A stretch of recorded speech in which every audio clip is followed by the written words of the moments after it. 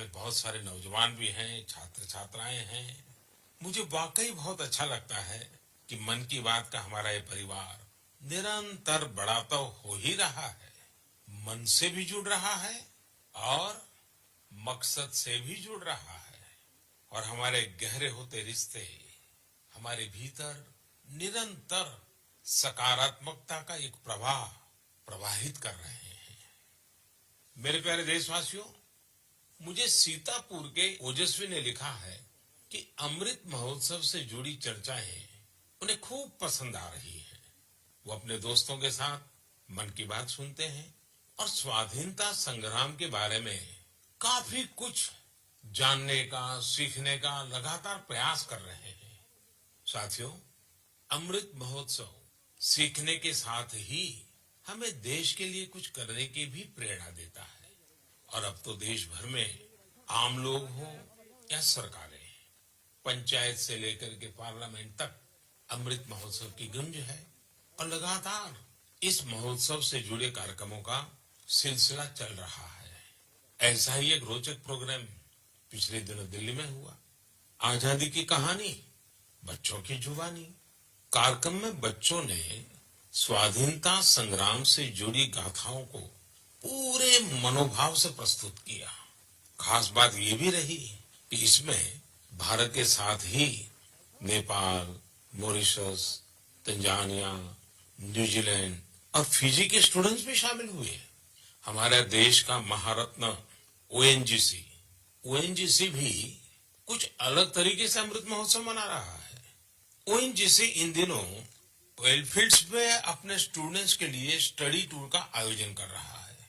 इन tours में युवाओं को ओएनजीसी के ऑयल फील्ड ऑपरेशंस की जानकारी दी जा रही है।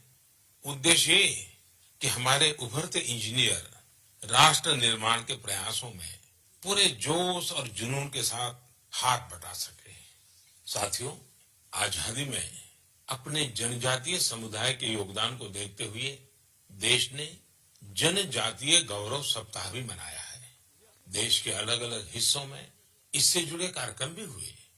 अंडमान निकोबार द्वीप समूह में जारवा और ओंगे ऐसे जनजातीय समुदाय के लोगों ने अपनी संस्कृति का जीवन प्रदर्शन किया। एक कमाल का काम हिमाचल प्रदेश में ऊना के मिनिएचर राइटर रामकुमार जोशी जी ने भी किया है।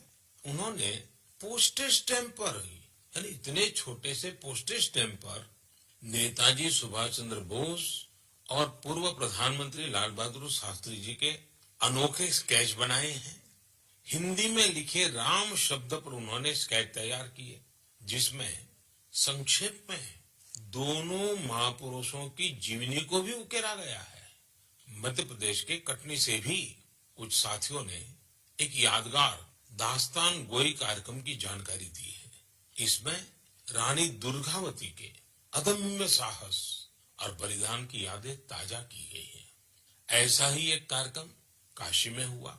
गोस्वामी तुलसीदास, संत कबीर, संत रविदास, भारतेंदु हरिश्चंद्र, मुंशी प्रेमचंद और जयशंकर प्रसाद जैसी महान विभूतियों के सम्मान में 3 दिनों के महोत्सव का आयोजन किया गया। अलग अलग कालखंड में इन सभी की देश की जन जागृति में बहुत बड़ी भूमिका रही है। आपको ध्यान होगा, मन की बात के पिछले एपिसोड्स के दौरान मैंने 3 प्रतियोगिताओं का उल्लेख किया था, कंपटीशन की बात कही थी। एक, देशभक्ति के गीत लिखना, देशभक्ति से जुड़ी, आजादी के आंदोलन से जुड़ी घटनाओं की रंगोली बनाना और हमारे बच्चों के मन में भव्य भारत के सपने जगाने वाली लोरी लिखी जाए। मुझे आशा है इन प्रतियोगिताओं के लिए भी आप जरूर एंट्री भी भेज चुके होंगे, योजना भी बना चुके होंगे और अपने साथियों से चर्चा भी कर चुके होंगे। मुझे आशा है बढ़ चढ़ करके हिंदुस्तान के हर कोने में इस कार्यक्रम को आप जरूर आगे बढ़ाएंगे। मेरे प्यारे देशवासियों, इस चर्चा से अब मैं आपको सीधे वृंदावन लेकर चलता हूँ। वृंदावन के बारे में कहा जाता है कि ये भगवान के प्रेम का प्रत्यक्ष स्वरूप है। हमारे संतों ने भी कहा है, यह आशा धरी चित्त में, यह आशा धरी चित्त में, कहत जथा मति मोर, वृंदावन सुख रंग गौ, वृंदावन सुख रंग गौ, काहू न पायो और। यानी वृंदावन की महिमा हम सब अपने अपने सामर्थ्य के हिसाब से कहते जरूर हैं, लेकिन वृंदावन का जो सुख है, यहाँ का जो रस है, उसका अंत कोई नहीं पा सकता। वो तो असीम है। तभी तो वृंदावन दुनिया भर के लोगों को अपनी तरफ आकर्षित करता रहा है। इसकी छाप आपको दुनिया के कोने कोने में मिल जाएगी। पश्चिमी ऑस्ट्रेलिया में एक शहर है पर्थ। क्रिकेट प्रेमी लोग इस जगह से भली भांति परिचित होंगे, क्योंकि पर्थ में अक्सर क्रिकेट मैच होते रहते हैं। पर्थ में एक सेक्रेड इंडिया गैलरी, इस नाम से एक आर्ट गैलरी भी है। यह गैलरी स्वान वैली के एक खूबसूरत क्षेत्र में बनाई गई है और ये ऑस्ट्रेलिया की एक निवासी जगत तारिणी दासी जी के प्रयासों का नतीजा है। जगत तारिणी जी वैसे तो है ऑस्ट्रेलिया की, जन्म भी वहीं हुआ, लालन पालन भी वहीं हुआ, लेकिन 13 साल से भी अधिक समय वृंदावन में आकर के उन्होंने बिताया। उनका कहना है कि वे ऑस्ट्रेलिया लौट तो गई, अपने देश वापस तो गई, लेकिन वो कभी भी वृंदावन को भूल नहीं पाई। इसलिए उन्होंने वृंदावन और उसका आध्यात्मिक भाव से जुड़ने के लिए ऑस्ट्रेलिया में ही वृंदावन खड़ा कर दिया। अपनी कला को ही एक माध्यम बना करके एक अद्भुत वृंदावन उन्होंने बना लिया। यहाँ आने वाले लोगों को कई तरह की कलाकृतियों को देखने का अवसर मिलता है। उन्हें भारत के सर्वाधिक प्रसिद्ध तीर्थस्थलों वृंदावन, नवाद्वीप और जगन्नाथपुरी की परंपरा और संस्कृति की झलक देखने को मिलती है। यहाँ पर भगवान कृष्ण के जीवन से जुड़ी कई कलाकृतियां भी प्रदर्शित की गई हैं। एक कलाकृति ऐसी भी है जिसमें भगवान कृष्ण ने गोवर्धन पर्वत को अपनी छोटी उंगली पर उठा रखा है, जिसके नीचे वृंदावन के लोग आश्रय लिए हुए हैं। जगत तारिणी जी का यह अद्भुत प्रयास वाकई हमें कृष्ण भक्ति की शक्ति का दर्शन कराता है। मैं उन्हें इस प्रयास के लिए बहुत बहुत शुभकामनाएं देता हूँ। मेरे प्यारे देशवासियों, अभी मैं ऑस्ट्रेलिया के पर्थ में बने वृंदावन के विषय में बात कर रहा था। ये भी एक दिलचस्प इतिहास है कि ऑस्ट्रेलिया का एक रिश्ता हमारे बुंदेलखंड के झांसी से भी है। दरअसल झांसी की रानी लक्ष्मीबाई जब ईस्ट इंडिया कंपनी के खिलाफ कानूनी लड़ाई लड़ रही थी, तो उनके वकील थे जॉन लैंग। जॉन लैंग मूल रूप से ऑस्ट्रेलिया के ही रहने वाले थे। भारत में रहकर उन्होंने रानी लक्ष्मीबाई का मुकदमा लड़ा था। हमारे स्वतंत्रता संग्राम में झांसी और बुंदेलखंड का कितना बड़ा योगदान है, ये हम सब जानते हैं। यहाँ रानी लक्ष्मीबाई और झलकारी बाई जैसी वीरांगनाएं भी हुई और मेजर ध्यानचंद जैसे खेल रत्न भी इस क्षेत्र ने देश को दिए हैं। साथियों, वीरता केवल युद्ध के मैदान में ही दिखाई जाए, ऐसा जरूरी नहीं होता। वीरता जब एक व्रत बन जाती है और उसका विस्तार होता है, तो हर क्षेत्र में अनेकों कार्य सिद्ध होने लगते हैं। मुझे ऐसी ही वीरता के बारे में श्रीमती ज्योत्सना ने चिट्ठी लिखकर बताया है। जालौन में एक पारंपरिक नदी थी, नून नदी। नून यहाँ के किसानों के लिए पानी का प्रमुख स्रोत हुआ करती थी, लेकिन धीरे धीरे नून नदी लुप्त होने की कगार पर पहुंच गई। जो थोड़ा बहुत अस्तित्व इस नदी का बचा था, उसमें वो नाले में तब्दील हो रही थी। इससे किसानों के लिए सिंचाई का भी संकट खड़ा हो गया था। जालौन के लोगों ने स्थिति को बदलने का बीड़ा उठाया। इसी साल मार्च में इसके लिए एक कमेटी बनाई गई। हजारों ग्रामीण और स्थानीय लोग स्वतः स्फूर्त इस अभियान से जुड़े। यहाँ के पंचायतों ने ग्रामीणों के साथ मिलकर काम करना शुरू किया और आज इतने कम समय में और बहुत कम लागत में ये नदी फिर से जीवित हो गई है। कितने ही किसानों को इसका फायदा हो रहा है। युद्ध के मैदान से अलग वीरता का ये उदाहरण हमारे देशवासियों की संकल्प शक्ति को दिखाता है और ये भी बताता है कि अगर हम ठान ले तो कुछ भी असंभव नहीं है। और तभी तो मैं कहता हूं, सबका प्रयास। मेरे प्यारे देशवासियों, जब हम प्रकृति का संरक्षण करते हैं तो बदले में प्रकृति हमें भी संरक्षण और सुरक्षा देती है। इस बात को हम अपने निजी जीवन में भी अनुभव करते हैं और ऐसा ही एक उदाहरण तमिलनाडु के लोगों ने व्यापक स्तर पर प्रस्तुत किया है। ये उदाहरण है तमिलनाडु के तूतुकुड़ी जिले का। हम जानते हैं कि तटीय इलाकों में कई बार जमीन के डूबने का खतरा रहता है। तूतुकुड़ी में भी कई छोटे आइलैंड और टापू ऐसे थे जिनके समुद्र में डूबने का खतरा बढ़ रहा था। यहाँ के लोगों ने और विशेषज्ञों ने इस प्राकृतिक आपदा का बचाव प्रकृति के जरिए ही खोजा। ये लोग अब इन टापुओं पर पाल्मेरा के पेड़ लगा रहे हैं। ये पेड़ साइक्लोन और तूफानों में भी खड़े रहते हैं और जमीन को सुरक्षा देते हैं। इनसे अब इस इलाके को बचाने का एक नया भरोसा जगा है। साथियों, प्रकृति से हमारे लिए खतरा तभी पैदा होता है जब हम उसके संतुलन को बिगाड़ते हैं या उसकी पवित्रता नष्ट करते हैं। प्रकृति माँ की तरह हमारा पालन भी करती है और हमारी दुनिया में नए नए रंग भी भरती है। अभी मैं सोशल मीडिया पर देख रहा था, मेघालय में एक फ्लाइंग बोट की तस्वीर खूब वायरल हो रही है। पहली ही नजर ये तस्वीर हमें आकर्षित करती है। आप में से भी ज्यादातर लोगों ने इसे ऑनलाइन जरूर देखा होगा। हवा में तैरती इस नाव को जब हम करीब से देखते हैं तब हमें पता चलता है कि ये तो नदी के पानी में चल रही है। नदी का पानी इतना साफ है कि हमें उसकी तलहटी दिखती है और नाव हवा में तैरती सी लगने लग जाती है। हमारे देश में अनेक राज्य हैं, अनेक क्षेत्र हैं जहाँ के लोगों ने अपनी प्राकृतिक विरासत के रंगों को संजोकर रखा है।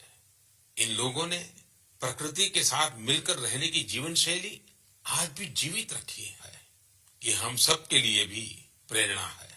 हमारे आसपास जो भी प्राकृतिक संसाधन है, हम उन्हें बचाएं, उन्हें फिर से उनका असली रूप लौटाएं। इसी में हम सबका हित है, जग का हित है। मेरे प्यारे देशवासियों, सरकार जब योजनाएं बनाती है, बजट खर्च करती है, समय पर परियोजनाओं को पूरा करती है, तो लोगों को लगता है कि वो काम कर रही है।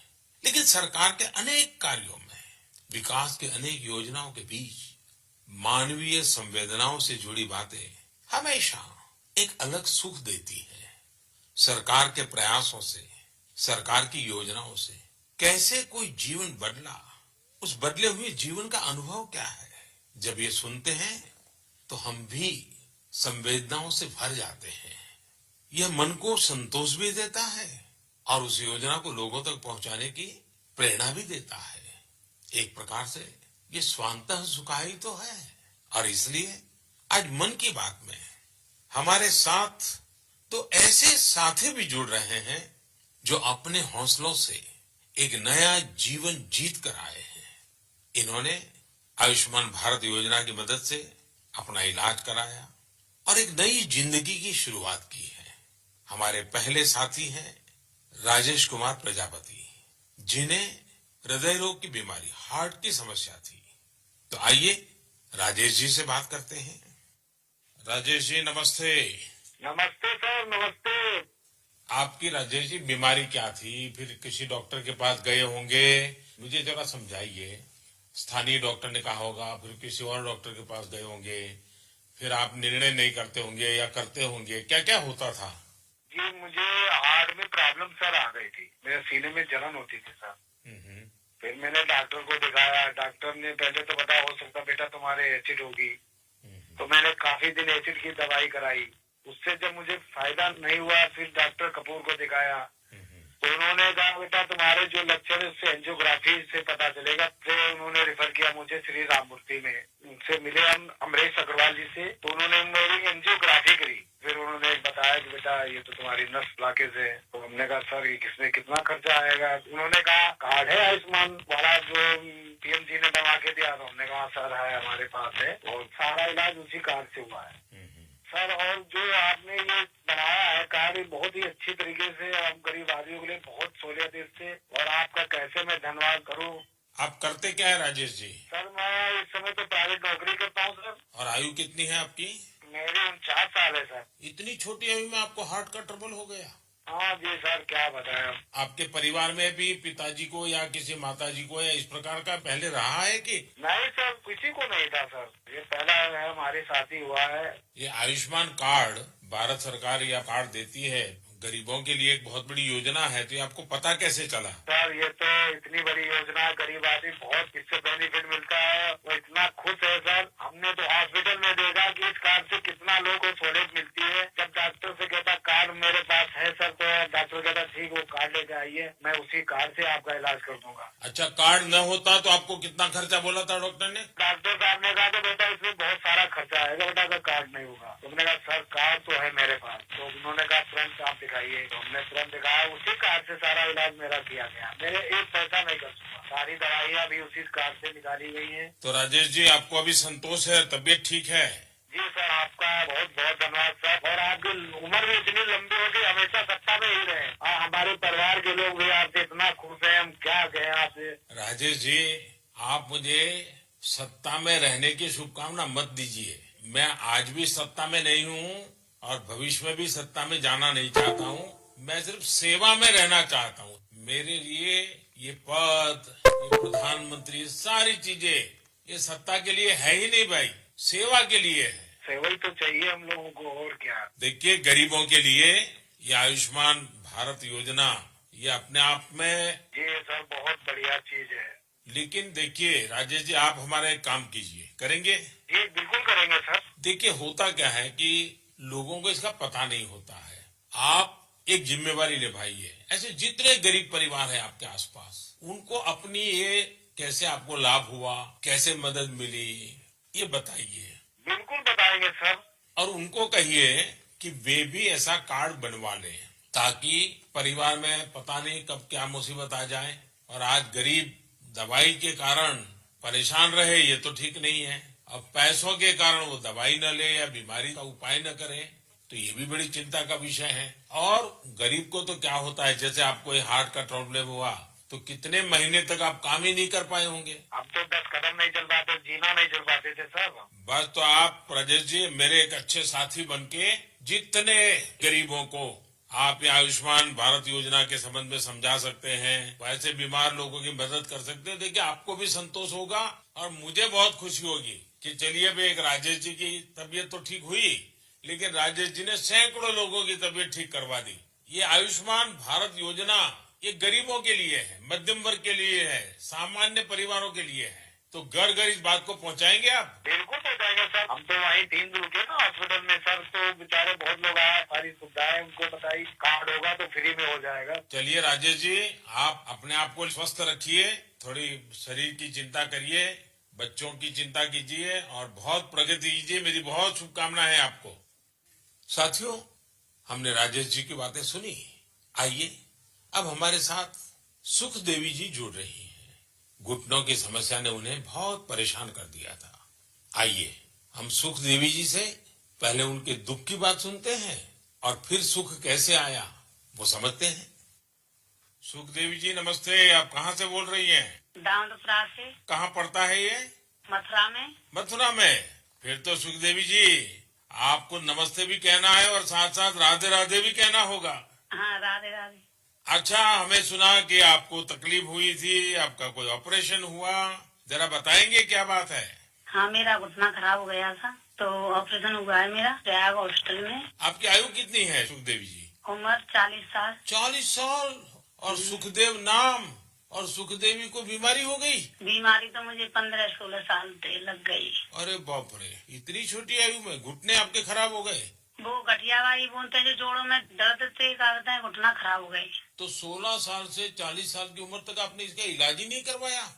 नहीं करवाया था, दर्द की दवाई खाते रहे, छोटे मोटे डॉक्टरों ने कहते देसी दवाई है, वैसी दवाई है, थैला छाप डॉक्टरों ने कहते, उनसे घुटना चल भी पाई, खराब हो गई। 1-2 किलोमीटर पैदल चली मैं तो घुटना खराब हो गई मेरी। तो सुखदेव जी, ऑपरेशन का विचार कैसे आया? उसके पैसों का क्या प्रबंध किया? कैसे बना ये सब? मैंने वो आयुष्मान कार्ड से इलाज करवाया तो है आपको आयुष्मान कार्ड मिल गया था? हाँ, और आयुष्मान कार्ड से गरीबों को मुफ्त में उपचार होता है, पता था? स्कूल में मीटिंग हो रही थी, वहाँ से हमारे पति को पता चला तो कार्ड बनवाया मेरे नाम से। हाँ। फिर इलाज करवाया कार्ड से और मैंने कोई पैसा नहीं लगाया। कार्ड से ये इलाज हुआ है मेरा, खूब बढ़िया इलाज हो गया है। अच्छा, डॉक्टर ने पहले अगर कार्ड न होता तो कितना खर्चा बताते थे? 2.5 लाख रुपए, 3 लाख रुपए। 6-7 साल से पड़ी हूँ खाट में। जी कहती थी, ये भगवान मुझे ले तो मुझे नहीं जीना। 6-7 साल से खाट में थी? बाप रे बाप। हाँ, ओहो। बिल्कुल उठा बैठा नहीं जाते, बच्चे बैठाते। तो अभी आपका घुटना पहले से अच्छा हुआ है? मैं खूब घूमती हूँ, फिरती हूँ, किचन का काम करती हूँ, घर का काम करती हूँ, बच्चों को खाना बना के देती हूँ। तो मतलब आयुष्मान भारत का कार्ड आपको सचमुच में आयुष्मान बना दिया। बहुत बहुत धन्यवाद। आपकी योजना की वजह से ठीक हो गई, अपने पैरों पे खड़ी हो गई। तब तो बच्चों को भी आनंद आता होगा। हाँ जी, बच्चों को तो बहुत ही परेशानी होती थी। अब माँ परेशान है तो बच्चा भी परेशान है। देखिए, हमारे जीवन में सबसे बड़ा सुख हमारा स्वास्थ्य ही होता है। ये सुखी जीवन सबको मिले, यही आयुष्मान भारत की भावना है। चलिए सुखदेवी जी, मेरी आपको बहुत बहुत शुभकामनाएं। फिर से एक बार आपको राधे राधे। राधे राधे, नमस्ते। मेरे प्यारे देशवासियों, युवाओं से समृद्ध हर देश में 3 चीजें बहुत मायने रखती हैं और वही तो कभी कभी युवा की सच्ची पहचान बन जाती है।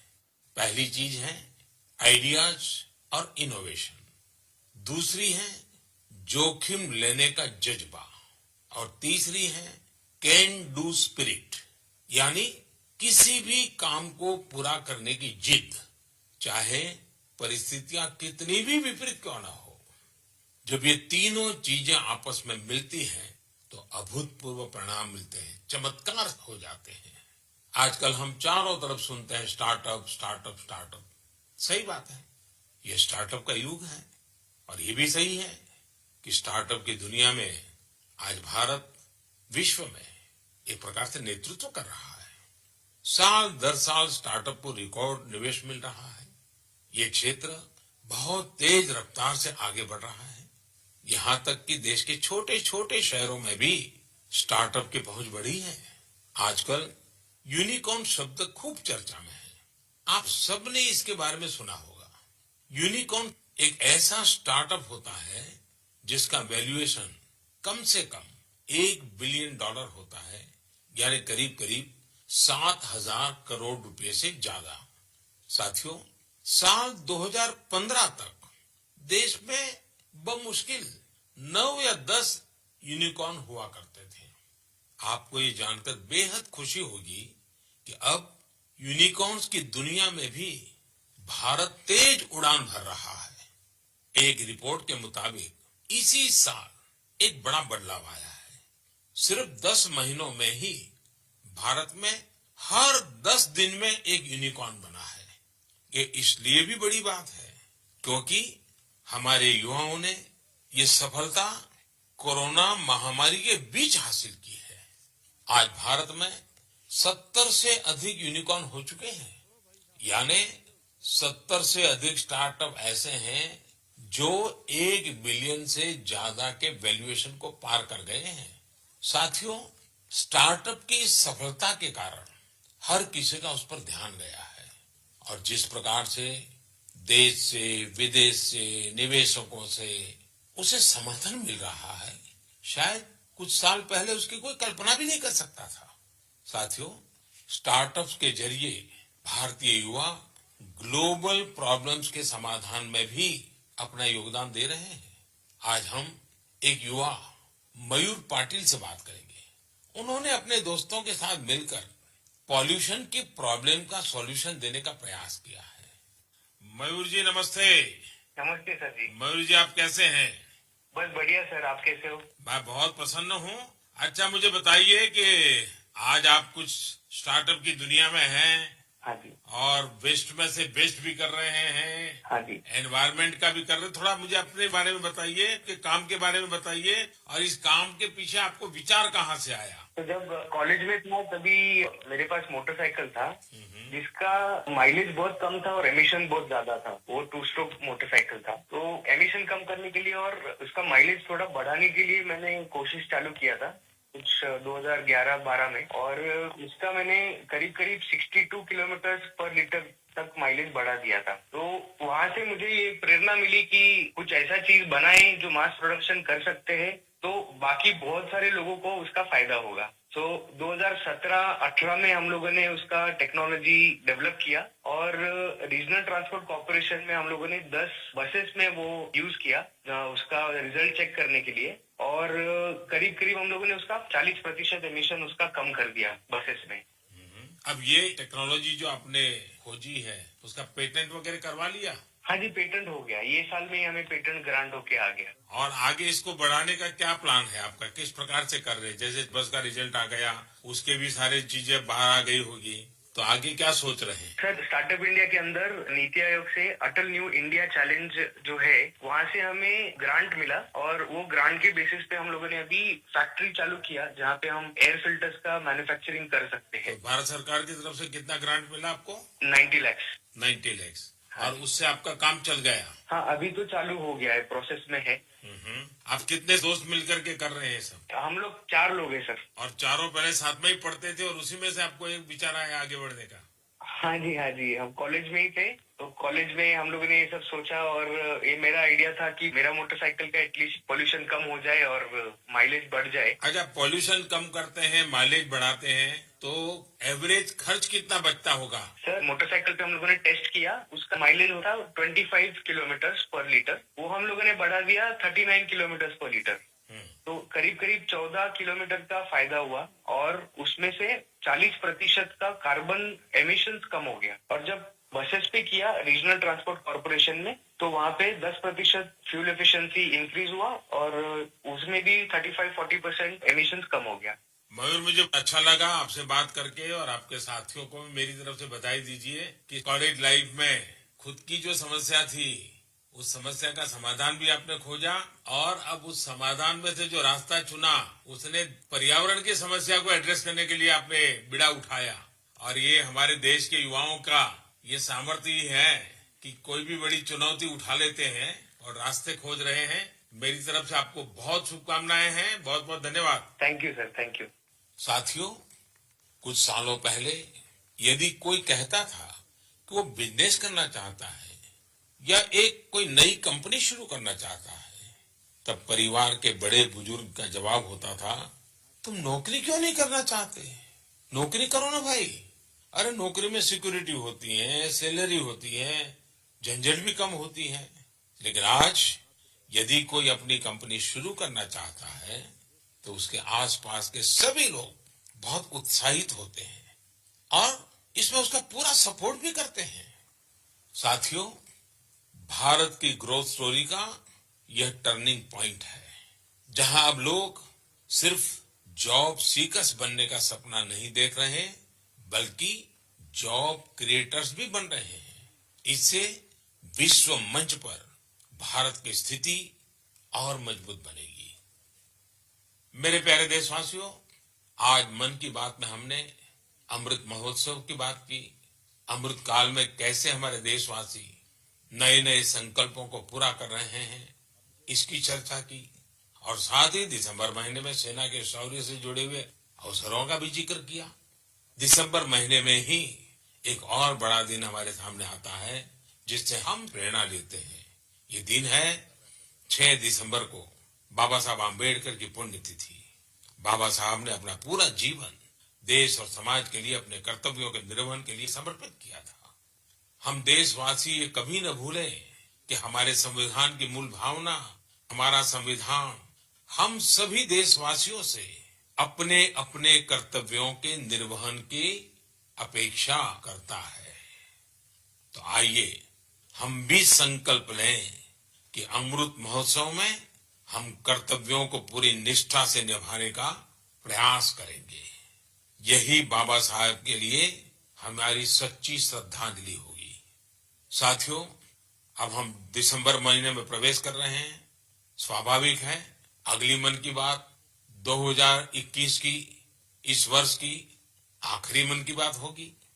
2022 में फिर से यात्रा शुरू करेंगे और मैं आपसे ढेर सारे सुझावों की अपेक्षा करता ही रहता हूं, करता रहूंगा। आप इस साल को कैसे विदा कर रहे हैं, नए साल में क्या कुछ करने वाले हैं, ये भी जरूर बताइए। और हाँ, ये कभी मत भूलना, कोरोना अभी गया नहीं है। सावधानी बरतना हम सबकी जिम्मेवारी है। बहुत बहुत धन्यवाद।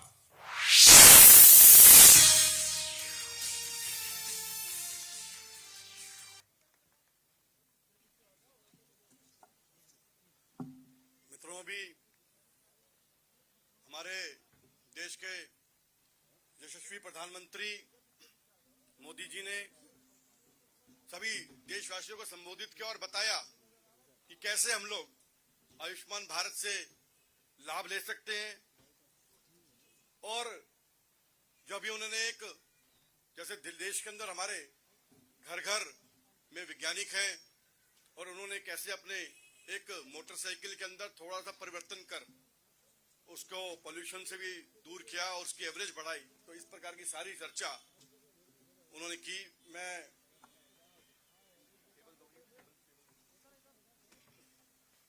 हमारे बीच में ये थोड़ा मीडिया वाले थोड़ा सा पीछे चले जाएंगे। हमारे आदरणीय राष्ट्रीय अध्यक्ष श्री जगत प्रकाश नड्डा जी हमारे मध्य में, मैं उनसे निवेदन करूंगा कि एक बारी मंच पर अपना स्थान लेंगे। सभी लोग करताल ध्वनि से उनका स्वागत करेंगे।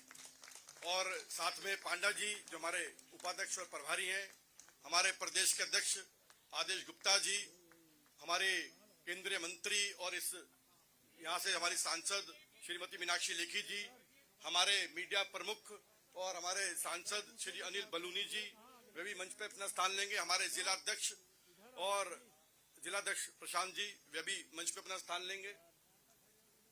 अनिल जी आप भी बैठो। मैं निवेदन करूंगा हमारे प्रदेश अध्यक्ष जी से कि वे अंगवस्त्र और पुष्प के माध्यम से हमारे आदरणीय राष्ट्रीय अध्यक्ष जी का अभिनंदन करेंगे, स्वागत करेंगे। आप सभी लोग तालियां बजाते रहें, तालियों में बिल्कुल कमी ना हो। मैं निवेदन करूंगा हमारे पूर्व विधायक अनिल शर्मा जी से कि वो मोमेंटो, जो कि एक छोटा सा रेप्लिका है हमारा राम मंदिर जी का, तो राम मंदिर जी का रेप्लिका दे करके वो अभिनंदन करेंगे। अब मैं निवेदन करूंगा प्रशांत शर्मा जी से कि वे पांडा जी का अभिनंदन करेंगे, स्वागत करेंगे। अनिल जी रेप्लिका देंगे। उसी प्रकार से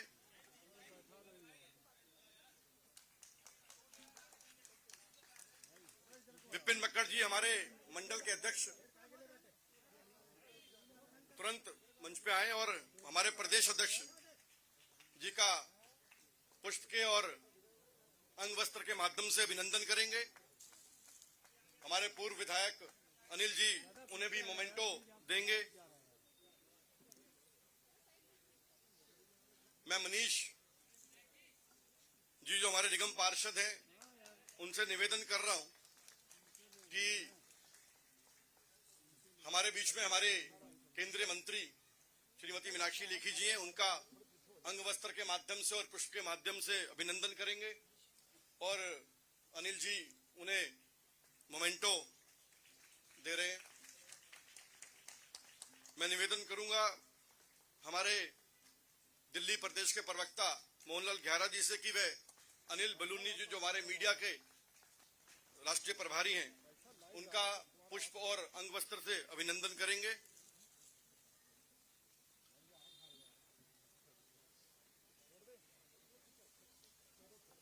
केन साहब हैं यहाँ क्या? केन साहब, मैं निवेदन कर रहा हूं केन साहब को और हमारे जो इस बूथ के अध्यक्ष हैं रोहतास जी, केन साहब आप भी आ जाए। रोहतास जी हैं, दोनों आप आ जाए। कि इन साहब अपनी पुस्तिका भेंट करेंगे, जो उन्होंने इसी विषय पे अध्यक्ष जी को, राष्ट्रीय अध्यक्ष जी को पुस्तिका देंगे, और रोहतास जी जो हमारे मंडल के यहाँ के समिति के अध्यक्ष हैं, वह उनका अभिनंदन करेंगे वहां जाकर।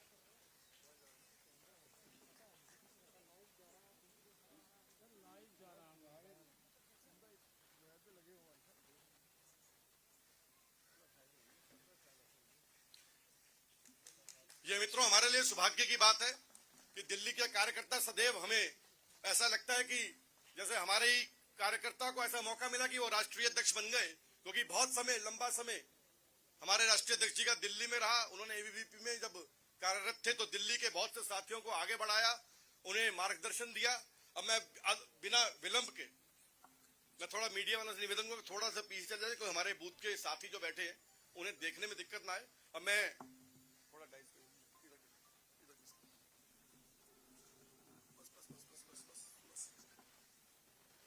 मैं निवेदन कर रहा हूं हमारे राष्ट्रीय अध्यक्ष जी से कि वह हम सभी का मार्गदर्शन करें, और जोरदार ध्वनि से आप लोग करतल ध्वनि से स्वागत करेंगे। Bharatiya Janata party, Bharatiya Janata party.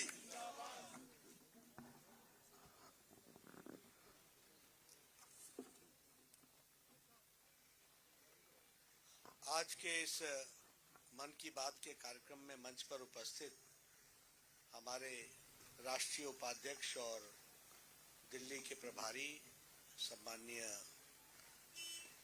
जय पांडा जी, और हमारे प्रदेश के जुझारू अध्यक्ष श्री आदेश गुप्ता जी, हमारी लोकप्रिय सांसद बहन और भारत सरकार में मंत्री सम्माननीय मीनाक्षी लेखी जी, हमारे राज्यसभा में मेरे सहयोगी और साथी और राष्ट्रीय मीडिया प्रभारी श्री अनिल बलूनी जी, हमारे सहप्रभारी मीडिया के और बिहार से एमएलसी मित्र संजय मयूख जी, हमारे प्रदेश के उपाध्यक्ष श्री राजन तिवारी जी जो आज के मंच संचालक हैं, हमारे प्रशांत शर्मा जी जिला के अध्यक्ष, विपिन मक्कर जी मंडल के अध्यक्ष वसंत विहार के, रोहतास कुमार जी बूथ अध्यक्ष, और हमारे अनिल शर्मा जी पूर्व विधायक और हमारे वरिष्ठ साथी जिनके साथ मुझे लंबे समय तक काम करने का मौका मिला है, सम्मानित मंच और दिल्ली के अपने इस बूथ नंबर 3 के उपस्थित सभी सज्जन वृंद, हमारे नौजवान साथी, मीडिया के साथी और प्रिंट मीडिया, इलेक्ट्रॉनिक मीडिया के मेरे साथी, मेरा ये सौभाग्य है कि मुझे आज यहाँ इस कार्यक्रम में आने का मौका मिला और आप सबके साथ मन की बात में अपने आप को प्रधानमंत्री जी के वक्तव्य को सुनने का भी मौका मिला है। मेरा यहाँ 2 महीने पहले आने का कार्यक्रम था, लेकिन हर संडे मेरा कहीं न कहीं बाहर का कार्यक्रम रहा, इसलिए मुझे मन की बात में देश के किसी और कोने में, किसी और स्थान पर मन की बात में जुड़ने का मौका मिला, लेकिन नई दिल्ली और नई दिल्ली का ये बूथ नंबर 3 रह गया था। तो मैंने अनिल शर्मा जी को कहा था कि जब भी मैं दिल्ली में हूँगा तो मैं बूथ नंबर 3 से ही शुरू करूँगा। तो आज मुझे वो मौका मिला है और आप सब लोगों ने आज मन की बात में अपने आप को जोड़ा है और उसमें हम भी शामिल हुए हैं। मित्रों, ये मन की बात एक प्रधानमंत्री मोदी जी के द्वारा एक देश को दिशा, दृष्टि, संवाद, इसका एक अनोखा प्रयास है और अनूठा प्रयास है। इस प्रयास की गहराई को हमको समझना पड़ेगा। ये 2014 के 3 अक्टूबर को शुरू किया गया था और ये आज ये 83 एपिसोड है, 83 एपिसोड है। खूबसूरती इस कार्यक्रम की ऐसी है कि प्रधानमंत्री जी प्रधान सेवक, उन्होंने देश की सेवा तो की ही है और चुनाव के दृष्टि से राजनीतिक मुद्दों के बारे में विभिन्न मंचों से उन्होंने देश के मुद्दे, राजनीतिक मुद्दे, इनको उन्होंने रखा है। लेकिन मन की बात में उन्होंने आज दिन तक कभी भी कोई राजनीति की बात नहीं की। और न ही राजनीतिक उद्देश्यों के लिए इस मन की बात का उपयोग किया। ये छोटी घटना नहीं है। और 83 एपिसोड तक मन की बात का रस बनाए रखना, उसका तारतम्य बनाए रखना, उसकी जिसको कहते हैं कि इफेक्टिविटी बनाए रखना, उसकी कौतूहलता बनाए रखना, उसको उससे समाज का जुड़े रहना, यह अपने आप में प्रधानमंत्री जी का नई नई सोच के साथ देश को और समाज को कैसे जोड़ा जा सकता है और दिशा दिया जा सकता है, इसका जीता जागता उदाहरण है यह। और अगर हम देखें तो उन्होंने सांस्कृतिक विषयों पर चर्चा की है और भारत की संस्कृति को, और भारत की संस्कृति, हम दिल्ली बैठे हैं, बूथ नंबर 3 में बैठे हैं, लेकिन यहां से बैठे हुए वो देश और दुनिया की उन विषयों के बारे में वो खींच करके ले जाते हैं कि देश के अंदर हमारे नौजवान, हमारा हुनर, हमारा संस्कृति क्या क्या कर रहा है। आज उन्होंने जोशी के बारे में बताया, ऊना में वो किस तरीके से अपनी लेखनी से महान विभूतियों को पेंटिंग के माध्यम से, वो स्केच के माध्यम से वो उसको एक रूप देने का प्रयास कर रहे हैं। कैसे देश के कोने कोने में लोगों का एक्सपेरिमेंट है, इसके बारे में उन्होंने चर्चा की। तो अगर हम सांस्कृतिक विषय के बारे में, अब हमें नॉर्थ ईस्ट के बारे में कितनी जानकारी थी, लेकिन उन्होंने अपने मन की बात के माध्यम से 130 करोड़ जनता को नॉर्थ ईस्ट का कल्चर, वहाँ की संस्कृति, वहाँ का विचार, वहाँ की सोच, और वो हमारे देश का अभिन्न अंग 130 करोड़ देश, उनको भी लगा कि पहली बार कोई प्रधानमंत्री है जो हमारे जम्मू कश्मीर से लेकर केरल तक और कच्छ से लेकर कन्याकुमारी तक और उसी तरीके से कच्छ से लेकर के नॉर्थ ईस्ट तक सभी के संस्कृति के विषयों को देश के सामने लाने का काम कर रहे हैं। तो मोदी जी कर रहे हैं ये उन्होंने हमको त्योहारों के बारे में बताया। कहीं मकर संक्रांति मनाई जाती है, कहीं पोंगल मनाया जाता है, कहीं कुछ मनाया जाता है, तिथि एक होती है, तरीके अनेक होते हैं। ये कितना विविधता का देश है, फिर भी हमारा एक देश है। कहीं दही चूड़ा खाया जाता है, कहीं खिचड़ी खाई जाती है, कहीं फरी खाई जाती है, कहीं तिल का सेवन किया जाता है। दिन एक होता है और वो हमारी संस्कृति के अलग अलग रूप दिखाता है और हर प्रदेश में उसका एक नया नाम है। तो हमारे फेस्टिवल्स के बारे में उन्होंने चर्चा की, हमारे महापुरुषों के बारे में वो चर्चा करते हैं और समय समय पर याद दिलाते हैं। आज उन्होंने बाबा साहब अम्बेडकर के बारे में बताया, आज उन्होंने बताया कि 6 दिसंबर को और जिस तरीके से हम उनके तिथियों को मनाते हैं और उनका जो कंट्रीब्यूशन है। 2 दिन पहले उन्होंने 26 नवंबर को संविधान दिवस के पार्लियामेंट के माध्यम से उन्होंने कहा। तो देश के महापुरुषों के बारे में चर्चा करते हैं, इन्वायरमेंट के बारे में चर्चा करते हैं और क्लाइमेट चेंज के बारे में चर्चा करते हैं। अभी जो ग्लासगो में जो सम्मेलन हुआ है एनवायरनमेंट को लेकर के, उसमें भारत का कमिटमेंट जिस ताकत के साथ उन्होंने रखा है और जिन बातों को उन्होंने रखा है वह भी हम सबके सामने उजागर होता है। तो क्लाइमेट चेंज हो गया, एनवायरनमेंट हो गया, इसके बारे में महिला सशक्तिकरण के बारे में उन्होंने चर्चा की है। महिला सशक्तिकरण की दृष्टि से क्या क्या काम हो रहा है, सेल्फ हेल्प ग्रुप में क्या लोग कर रहे हैं, कैसे कैसे खड़े हो रहे हैं। गांव की अनपढ़ महिला किस तरीके से सरकार की सुविधाओं को लेकर के अपना परिवार नहीं, अपने गांव के महिलाओं के माध्यम से उनके आर्थिक जीवन को कैसे विकसित किया जा रहा है, इस पर वो चर्चा करते हैं। और ये सब गैर राजनीतिक विषय हैं जो समाज और देश को एकत्र करने में और उसको आगे बढ़ाने में काम करते हैं। अभी उन्होंने आज स्वास्थ्य की चर्चा की, आयुष्मान भारत की चर्चा की। उन्होंने दिखाया कि किस तरीके से हार्ट की सर्जरी के लिए जो 3 लाख 4 लाख रुपए मांगते थे, वो भारत सरकार ने उसको देकर के एक नया जीवन दिया। कभी सोच नहीं सकता था, वो कल्पना नहीं कर सकता था।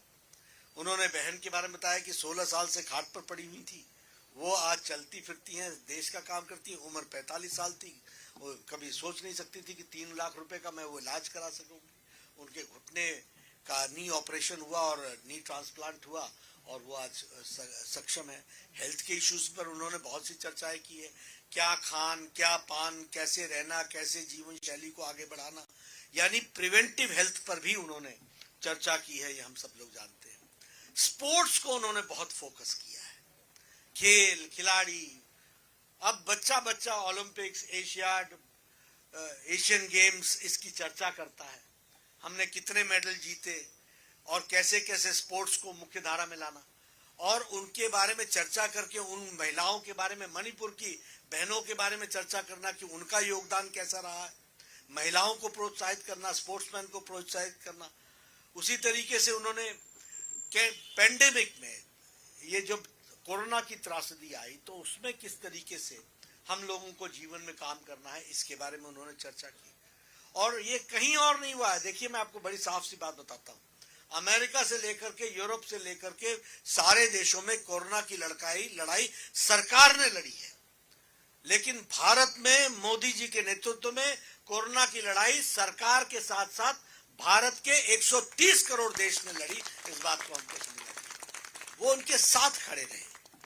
हमारे विपक्ष के लोग मजाक उड़ाते रहे, ये थाली बजाना, ताली बजाना, दिया जलाना, ये दिया जलाना, थाली बजाना, ताली बजाना नहीं था, ये 130 करोड़ देश का स्व जगाने के साथ साथ उनका मोराल बनाए रखना, यह इसका संदेश था। तो ऐसी बहुत से योजन प्रयोजन को उन्होंने चर्चा की है।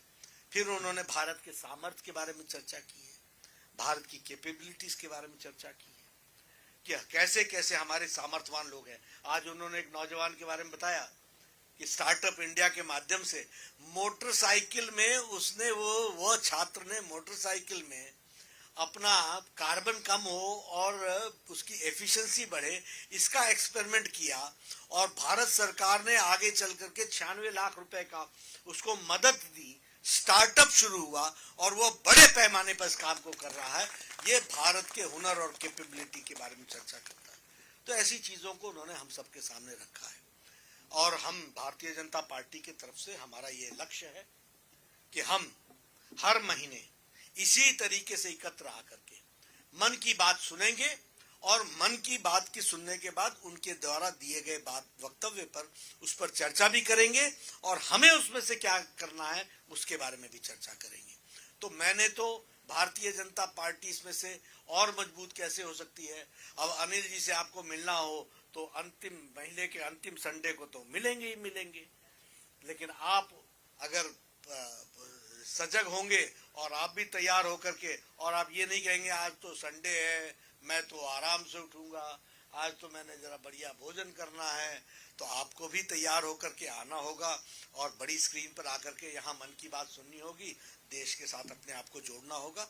और भारतीय जनता पार्टी को हम इस तरीके से एक्टिवेट कर रहे हैं।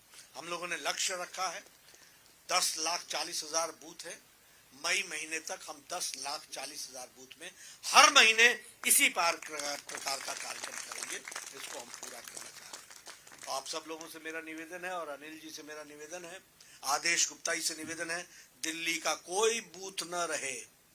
अगर बूथ नंबर 3 है तो बूथ नंबर 4 में अलग कार्यक्रम हो, लेकिन कार्यक्रम हो और मन की बात मनाई जाए, इसकी चिंता की जाए।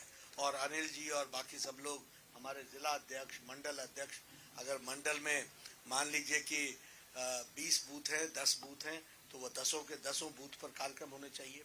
अगर छोटे बूथ हैं तो 2-2, 3-3 बूथ को मिला करके कीजिए, कोई आपत्ति नहीं है, लेकिन सब बूथ के कार्यकर्ताओं का कार्यक्रम होना चाहिए और पार्टी को मजबूती दिलाने का हमको इसमें से रास्ता भी ढूंढना चाहिए और इसका हमको उपयोग करना चाहिए।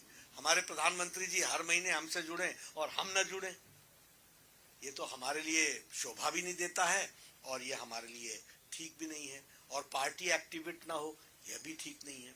और मुझे पूरा विश्वास है कि आप सब लोग इस काम को करेंगे। मुझे यहाँ आने का मौका मिला है, आप सब लोग बड़े अच्छे तरीके से इस कार्यक्रम में जुड़े हैं, आप सबका बहुत बहुत धन्यवाद। आगे भी इसी तरीके से धन्यवाद आदरणीय हमारे राष्ट्रीय अध्यक्ष नड्डा जी। मैं उन्हें यकीन दिलवाना चाहता हूं कि जिस प्रकार से दिल्ली ने इस अभियान को लिया। एक एक बूथ में मन की बात के कार्यक्रम को सुना जाएगा और उन्होंने जब इसका आह्वान किया था कि प्रत्येक बूथ पे कार्यक्रम होने हैं, दिल्ली भी जो हमारे 13,500 बूथ है उसमें लगभग 9,000 बूथ पे कार्यक्रम सफलतापूर्व कर पाती है, ये केवल उनके आह्वान के कारण। और आज मैं उनका आभार व्यक्त करता हूं सभी मंचासीन जो हमारे आज मेहमान जो आए इस कार्यक्रम में, वसंत विहार वार्ड के बूथ नंबर 3 में हमारे बीच में आना हुआ, उन सबका आभारी हूं। मैं सबका धन्यवाद करता हूं। नमस्कार।